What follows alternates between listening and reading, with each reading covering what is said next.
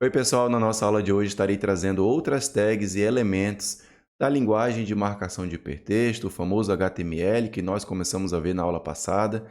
E vamos continuar então a nossa aula aqui, descobrindo essas tags e como a gente pode estar utilizando no nosso projeto de página web. Começando aqui pela tag de quebra de linha. Então, quando você desejar, produzir uma quebra de linha na sua página web, no seu documento HTML, você pode estar utilizando a tag BR, do jeito que vocês estão vendo aqui, ó. Ela é útil, então, para forçar uma quebra de linha, né? Como escrever poemas, que tem que ficar o texto um abaixo do outro, endereço, né? Onde a divisão de linha ela é importante, é significante. Aqui no nosso exemplo, a gente tem no body, né? No corpo do nosso documento aqui, tem um bem-vindo, com essa tag H1, que é um cabeçalho que nós vimos na aula passada, que é uma fonte maior. E depois, este site é sobre tecnologia num cabeçalho menor, H3, né? Por padrão, o cabeçalho ele já tem a sua quebra de linha automática, tá? Se a gente tivesse apenas colocado o texto aqui sem os cabeçalhos, certamente estaria um do lado do outro lá na hora de mostrar, e não como está aqui, ó. Tá? Esse aqui é o resultado lá no navegador. Tá? Então aqui tem bem-vindo, né? Entre as tags H1 ele fica com um título maior. Depois, este site é sobre tecnologia, é referente ao H3, né? Então um cabeçalho um pouco menor, mas perceba que ele aplica uma quebra de linha, tem até um espaçamento já considerável. Mas vamos imaginar que eu quero aumentar esse espaço entre o bem-vindo e este site é sobre tecnologia. Então eu posso muito bem implementar aqui uma, duas vezes essa tag BR e assim por diante. Vamos ver como é que fica? Olha só. Implementando aqui a quebra de linha com BR, veja que eu coloquei dois BRs aqui. Pode ser assim, ó, lado a lado. Como pode ser também um embaixo do outro, não faz diferença nenhuma, o resultado vai ser esse. E ele aplica aqui duas quebras de linha e aí fica desse modo que vocês estão vendo. Então percebam que a gente aplicou, né, o BR e ele cumpriu com o propósito de quebrar a linha. Tá? Essa é a finalidade dele. Já a tag de linha horizontal é quando nós, desenvolvedores, pretendemos criar essa linha, né, de separação de seções de uma página. Né? Então a gente pode estar utilizando a tag HR, tá? Como vocês estão vendo aqui, que permite então organizar a página web criando ali uma separação entre conteúdos. É interessante a gente ter esse cuidado, né? Inclusive entre parágrafos. Então você pode utilizar o HR. Vamos trazer aqui um exemplo prático, né? Que ele vai estar implementando aqui essa linha que vocês estão vendo. No meu código, perceba o seguinte, coloquei o HR, muito cuidado para não confundir com BR, né? Que só muda aqui o H. E por ser semelhante, né? Se você olhar rápido assim, você pensa que é um BR aqui. Tá? Mas o HR, então, ele cria essa linha que vocês estão vendo. Bem-vindo, aí coloquei um HR, este site é sobre tecnologia, e ele fez essa separação aqui, bem legal, bem tranquilo, né? Espaço entre objetos. Então, normalmente o navegador ele só reconhece o primeiro espaço que você aplica entre um caractere e outro, ou ainda entre um caractere e outro objeto. Os outros espaços são ignorados, por mais que ali no editor você coloque vários espaços, ele só considera um. Então, caso você precise mostrar mais de um espaço, deve-se adicionar a tag e-comercial NBSP, de No Break Space. Tá? Então, ele não vai ignorar o espaço, ele vai considerar toda vez que você colocar esse cara aqui, essa tagzinha aqui, ela desse jeito aqui, tá, pessoal? O e-comercial NBSP, ponto e vírgula. E aí, cada vez que você inserir essa tag, ele vai adicionar um espaço. Vamos ver aqui um exemplo também. Bem-vindo, né? Este site e olha só, eu apliquei 3 vezes a tag, tá? NBSP aqui, e aí depois continua, né? Sobre tecnologia. E aí ficou assim, ó, bem-vindo, este site e ele aplicou aqui 3 espaços.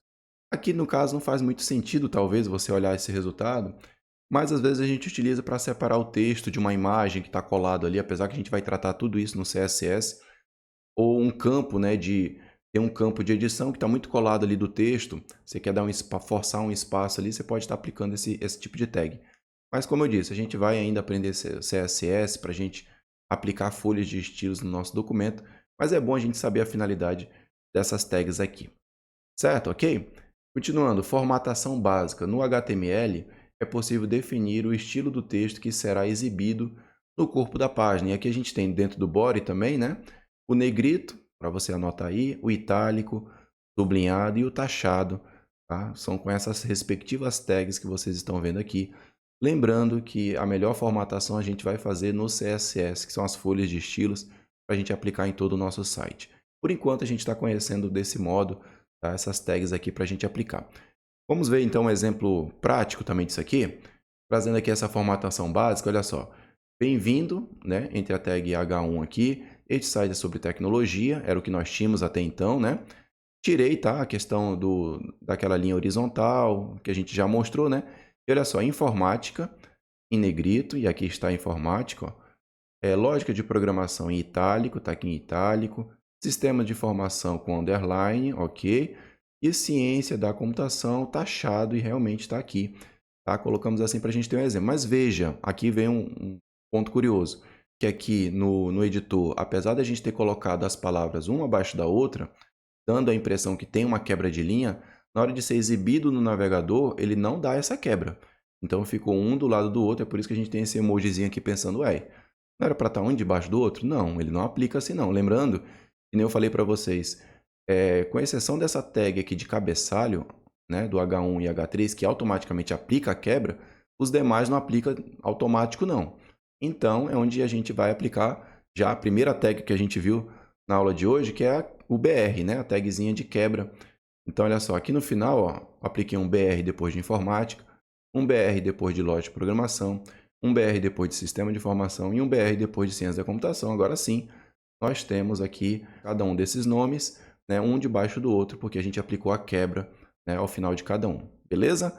Vejam que é desse modo que a gente aplica a quebra aqui no HTML, tá? Que a gente está aprendendo, né, essa linguagem. Depois a gente vai para o JavaScript, né, e a quebra lá vai ser contra barra N. Então é que nem na linguagem C, né? Então, mas por enquanto aqui no HTML a quebra é desse modo. Anotado? Beleza? E mais? Cor de fundo. Para indicar uma cor de fundo na página HTML é necessário adicionar o atributo bgcolor, né, no comando de abertura da tag do body. Então, olha só, o bgcolor ele é um atributo que vai ser inserido na tag de abertura do corpo da página. Ou seja, aqui no body, bgcolor, e aqui você escolhe, né, qual vai ser a cor. Tá? E aí vem o conteúdo da página aqui dentro, lembrando também que a melhor formatação, a melhor forma de você aplicar uma cor de fundo vai ser utilizando CSS mais para frente. Tá? Isso aqui é só para você saber que tem essa opção aqui também. Sobre as cores, é importante você anotar que elas só podem ser representadas pelo nome, como vocês viram ali, silver, né? Porque é prata, né? Ou pelo o número hexadecimal que representa ela. Então, tem um código hexadecimal para as cores, né? E é formado por um sinal de cerquilha seguido de 6 dígitos, e aí forma, né, a cor. E aqui vocês estão vendo white, né, branco, com o cerquilha aqui, né, e tudo F. Depois o red, vermelho, cerquilha, FF, depois tudo 0. E assim por diante, as demais cores, ela tem um código hexadecimal que a identifica. Então, quando a gente for fazer referência a essas cores no nosso documento HTML, a gente pode fazer referência ao nome da cor ou ainda ao seu respectivo código. E aí, o que eu recomendo? Que você pesquise na internet uma tabela de cor. E aí você pesquisa no Google assim, ó, tabela de cor HTML. E aí vai ter uma tabela enorme com toda a paleta de cores, né? E aí é bem interessante porque você pode escolher a cor desejada, pegando o código e colocando como cor de fundo da sua página web. Fica aí a dica, tá? Cor de fundo, bgcolor. Vamos ver aqui uma forma de aplicar. Eu coloquei aqui, ó, no body, né, bgcolor, cerquilha D3, D3 e D3, que refere-se a essa cor aqui, ó, light gray. Então, é uma maneira de você fazer referência a uma cor aqui da tabela de cores, né? E olha só, meu site ficou assim, com essa cor de fundo. Eu vou até manter essa cor aqui, vou seguir esse padrão. E aí, é claro, se você pesquisar, você pode só pegar os outros códigos e inserir aqui, ó. Certo? Beleza? A gente tinha mudado o exemplo do Silver, né? O código dele aqui do lado. Aqui tem também a sequência RGB, né? Mas é isso. Então, você aplicando aqui o código hexadecimal ou o nome da cor, também ele aplica na cor de fundo da página. É isso. Basicamente, a gente aplica desse modo. Ok? Tranquilo? O que mais? Imagem de fundo. Para indicar uma imagem de fundo para a sua página web, na prática não é tão recomendado que se tenha uma imagem de fundo. É melhor uma cor, né, por ser mais leve e tal. Mas se você quiser aplicar uma imagem de fundo, é necessário adicionar a opção Background, né, no comando de abertura do body. Então, em vez de ser bgcolor, aqui é Background e aí você faz referência à imagem. Lembrando que essa imagem aqui, pessoal, tem que estar dentro da sua pasta do seu projeto. Ou ainda você vai colocar aqui o caminho dela, o URL dela, para o acesso à imagem na internet. Se você quiser fazer uma referência a uma imagem na internet, vai colocar o endereço aqui.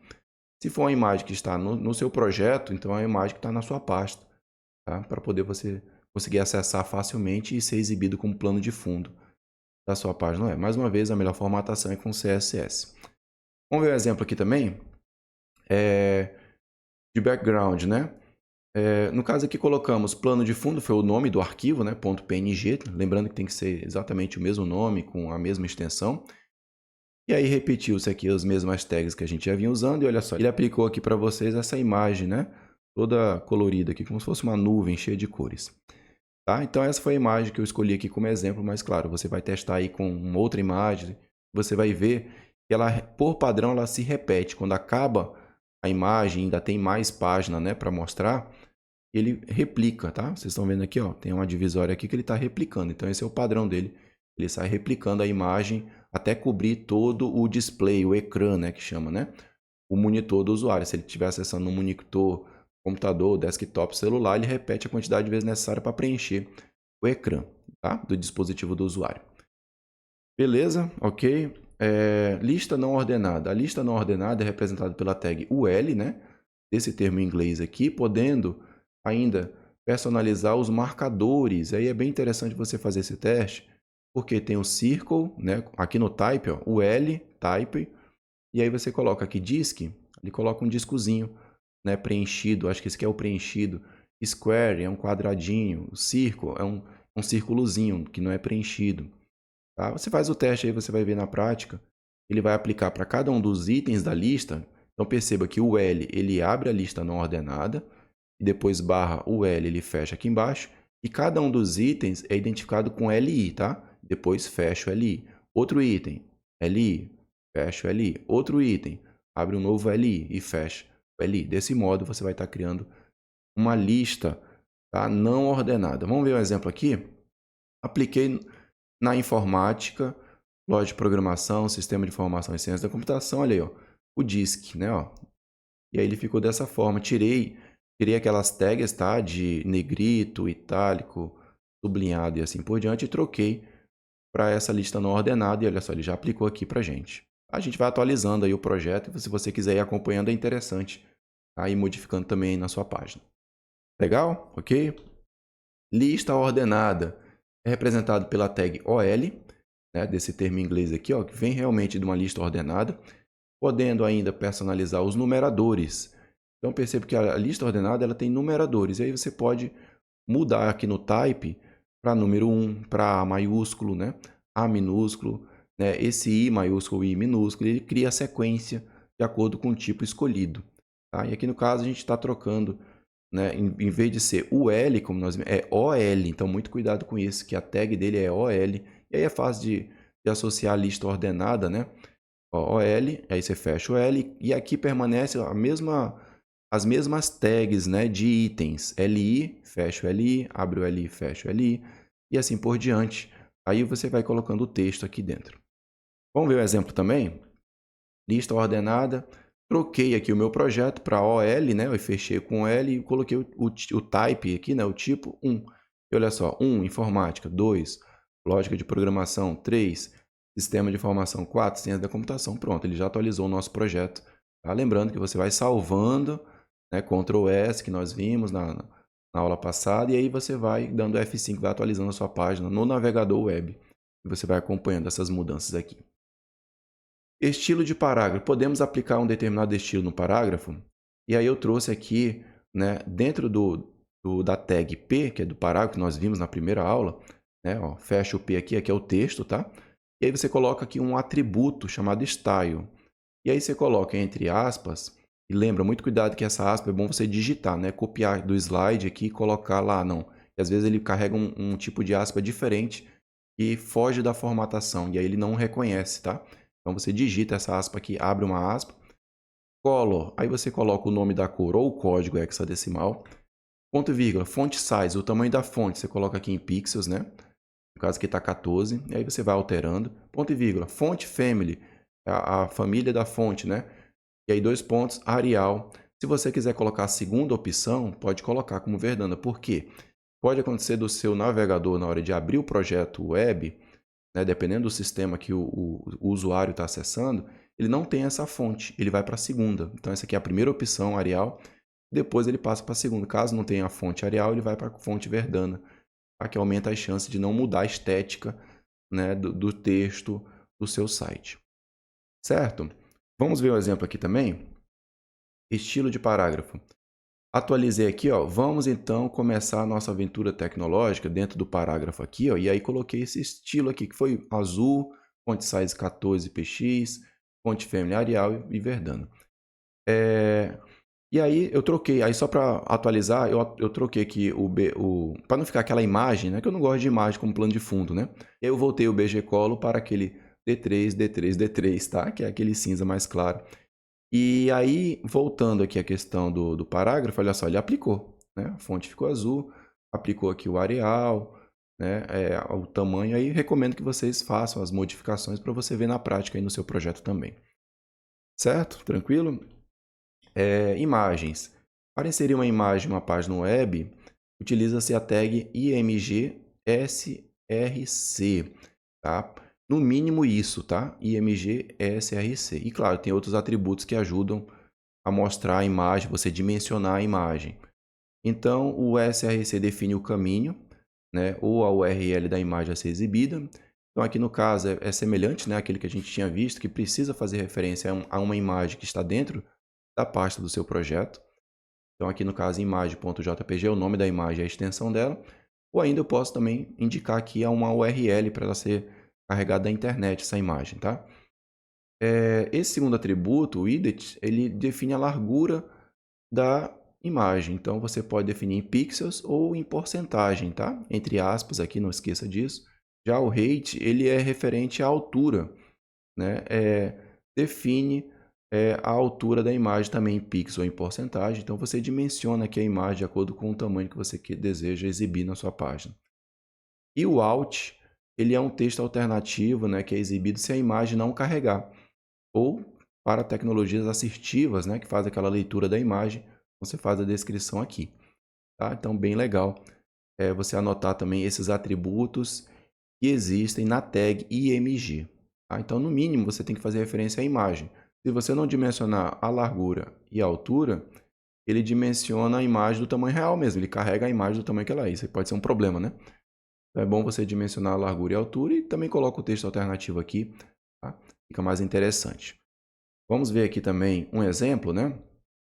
Abaixo daquele parágrafo que nós criamos, coloquei aqui, ó, computer.gif. Eu baixei esse GIF da internet, coloquei na pasta do meu projeto, dimensionei ele aqui de 200 por 200, largura de 200 pixels por 200 pixels, e o texto alternativo eu coloquei computador. E aí rodou, né, na minha página web o GIF aqui, bem legal. Tá? Faz o teste aí também para você ver, baixa um GIF na internet, faz um teste aí para ver se funciona. Vai funcionar tudo direitinho por aí também. Anotado? Ok? Links internos. Estamos entrando agora na reta final da nossa aula, onde nós temos os links que são representados pelas tags ahref. Tá? Então anota que isso aqui é bem importante, a gente vai utilizar muitos links, né? Principalmente quando a gente tiver nosso site, precisa direcionar o usuário para alguma outra página do seu projeto ou para uma página externa, vai utilizar o href aqui.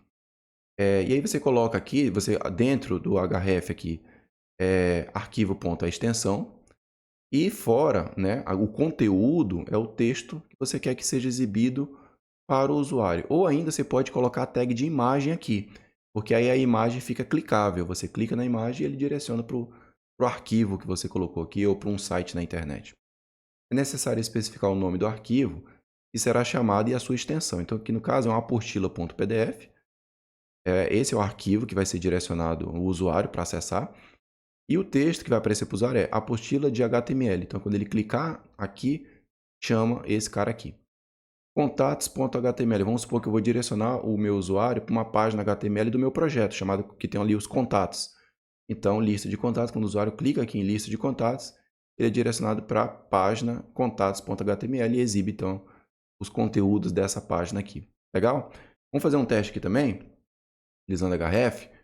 Mais embaixo daquele computador que nós, né, chamamos agora há pouco, eu coloquei aqui, ó, href apostila.pdf.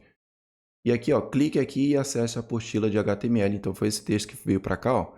Clique aqui e acesse a apostila de HTML. E quando a pessoa clica, ele carrega, ele, né, busca esse arquivo aqui, tá? Apostila.pdf, e mostra para o usuário. Certo? O navegador sempre vai tentar exibir. Então, por exemplo, um PDF o navegador consegue exibir. Então, ele vai certamente mostrar essa apostila no próprio navegador. Porém, se for um arquivo que o navegador não consegue exibir, tipo um docx, né, do Word, um PowerPoint, um PPTX aqui, aí o navegador não consegue mostrar. Aí, no caso, ele faz o download. Tá? É mais ou menos assim que vai se comportar. Se ele conseguir exibir, ele mostra no próprio navegador o arquivo. Se ele não conseguir exibir, ele faz o download, tá? Para o usuário. Feito, ok? Anotado? Então, percebam que aqui a gente vem um arquivo, poderia ser uma página HTML do teu projeto, que quando o usuário clica, ele é direcionado para uma página de dentro do teu site mesmo. Mas agora a gente também tem a opção de, dentro dos links internos, a gente colocar a imagem, olha só. E aí como é que ficaria? Peguei a imagem do computador e coloquei aqui na parte do conteúdo. Na parte do conteúdo eu coloquei a imagem. Perceba que a imagem está vindo até aqui. Eu coloquei essa chave bem grandona aqui, a imagem clicável. E aí, quando o usuário agora clica, né, na imagem, abre o PDF. Então, é bem legal. Às vezes você quer fazer um menu, né, quer colocar ali uma sequência de imagens que quando o usuário clica, né, chama uma página HTML ou chama um arquivo, você pode fazer isso. Pega a tag IMG, que a gente viu, e coloca dentro aqui do href, tá? Dentro da parte do conteúdo do href. Aí vai funcionar bem legal. Faz o teste aí para você ver na prática. Links externos. Agora, esses links acessam outras páginas, então também não tem muito segredo. Você vai utilizar o href mesmo, só que perceba que são páginas que estão fora do teu projeto. Então, você tem que utilizar aqui o protocolo de transferência de hipertexto, que é o HTTP. Tá? Protocolo de transferência de hipertexto. É o protocolo responsável por fazer a transferência de uma página que está na internet, num servidor web, para o teu navegador. Tá? E aí, então, ele carrega aqui a página do Google. Tá? Isso, na verdade, quando a pessoa clicar aqui em pesquisa no Google, a pessoa vai clicar, então ele vai chamar, né, vai fazer a transferência de uma página que está no servidor do Google para ser exibido no seu navegador web, desse jeito. Bora ver aqui outra dica que eu vou dar para vocês. Ó. Coloque nesse target aqui, né, essa opção aqui, ó, underline blank. O que isso aqui faz? Ele abre o link em uma nova aba. Então, se você quiser garantir e quando o usuário clicar em pesquisa no Google, ele não vai sair do teu site, o teu site vai continuar lá, você coloca esse atributo aqui, tá? Junto, tá? Então, href, o HTTPS, esse aqui, o S é de security, né? Então, é um protocolo que é mais seguro, a transferência da página web. Depois, esse target e underline blank. Abre o link numa nova aba ou numa nova janela. E aí, você tem a garantia de que o usuário não vai sair do teu site, né? Porque se você não colocar isso, ele vai recarregar a página agora com o Google e acaba saindo do teu site, que não é interessante. Tá? Então, você garante aqui que esse link vai ser aberto em uma nova aba ou janela. Anotada essa dica? Beleza? Legal, né? Vamos ver aqui também esse exemplo, né? Aqui no meu site, aqui embaixo, ó, coloquei o meu site pessoal, marcelrios.com.br, http, né? Tudo certinho. E aí, coloquei aqui, ó, target underline blank, beleza, para ele abrir numa outra aba. E acesse meu site. Então, quando clicar aqui em acesse meu site, o usuário vai ser direcionado para o meu site, uma nova aba, uma nova janela do navegador. Então, tudo certo. Faz o teste aí também para você ver na prática. E é só praticando que a gente consegue entender, tá? Não esqueçam disso. Variações de links externos. Então, para a gente fechar, também é possível você criar um link externo para abrir o cliente de e-mail que está configurado no computador. Então, por exemplo, você quer colocar ali a opção para o usuário envie um e-mail e quando a pessoa clica, abre então o cliente de e-mail do usuário. Ali, o cliente de e-mail é o Outlook, né? É o Gmail. Ele vai abrir lá o cliente de e-mail do usuário que está configurado ali no computador já para mandar a mensagem direto para o seu endereço de e-mail. Então, aqui vai vir o teu endereço de e-mail. No meu caso aqui, vamos supor, marcel.rios@hotmail.com. né? Inclusive eu tenho esse e-mail mesmo. É, e aí quando a pessoa clicar em enviar um e-mail, vai abrir o cliente de e-mail da pessoa para mandar mensagem para mim, tá? Já com o endereço, só para ela digitar o corpo da mensagem e mandar o e-mail. Então fica essa dica. Então lembrando que dentro do href você coloca mail to, dois pontos, aí vem o endereço de e-mail, né? E aí você coloca aqui o texto que você quer que o usuário clique. Também tem como usar a parte de telefone, usado para dispositivos que suportam chamadas telefônicas. Então, dependendo de onde está sendo aberto a página web, né? Se for no smartphone, por exemplo, quando a pessoa clica aqui em Ligue para nós, clicou, olha só, ele já sabe que se refere a um telefone. Ele vai abrir a parte, né, ó, usado para dispositivo que suporta chamadas de telefone. Então, ele vai abrir a parte de ligação do smartphone, caso a pessoa esteja acessando o seu site através de um dispositivo móvel. Tá? Então, você coloca o seu telefone aqui, né, com o DDD e tal, né, e coloca esse mais, e aqui é o TEL, né, TEL, dois pontos, e aí você coloca o número. Tá? Ligue para nós. Então, essas duas dicas aí para incrementar o seu site, ficar bem legal, né? Para enviar e-mail e para a pessoa entrar em contato, caso seja a situação de deixar um telefone de contato, né? Tem que saber também quando é oportuno disponibilizar esse tipo de dado, certo? Então, vou deixar uma atividade prática para vocês exercitarem. Tá? Imagine que você foi contratado para criar um site para uma empresa, crie uma página para seu projeto e já salve com arquivo HTML, a gente já viu, né? Sugestão index.html.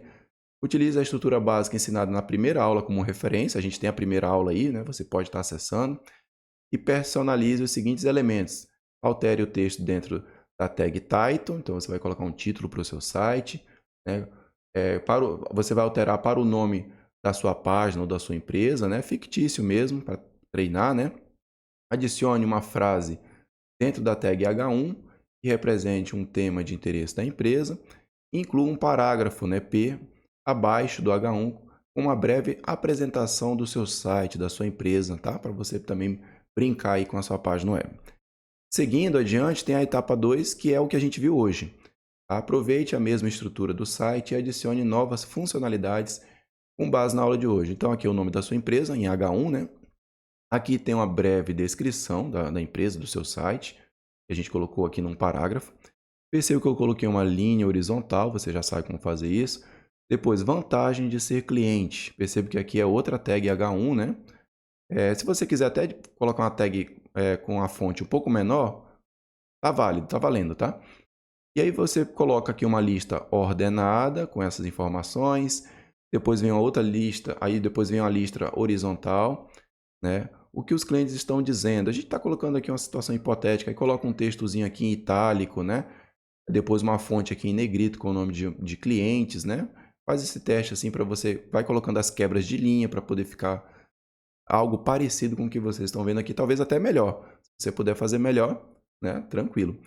E por fim, mapa do site. Coloca também numa tag, dentro de uma tag aqui de cabeçalho. E olha só, aqui a gente tem uma lista não ordenada, onde tem home, que quando a pessoa clica, recarrega a própria página. No caso, se essa aqui for o home, né? Que acredito que seja. Então ele recarrega essa própria página. Quem somos? E aí você vai criar uma outra página HTML com esse texto aqui de quem somos. Aí você faz um breve textozinho lá dentro, para quando clicar aqui a pessoa ir por quem somos, tá? E contato. Vamos supor que tem uma página de contato. Quando clica aqui também abre uma página HTML que está dentro do seu projeto também, com o contato ali da empresa, né, tal.